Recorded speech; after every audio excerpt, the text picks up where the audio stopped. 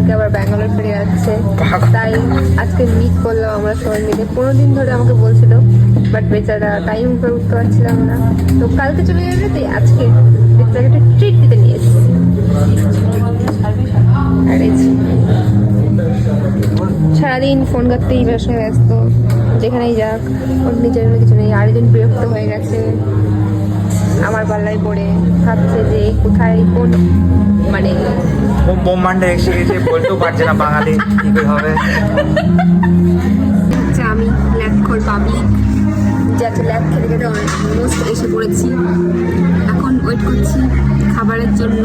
মানে টেবিলে বসে খাবারের ওয়েট করার একটু বেশি ডিফিকাল্ট বলে মনে হচ্ছে, বাট সবাই সবার ফোনে ব্যস্ত, আমি কী করবো, তাই আমি একটু বক করছি তোমাদের সাথে।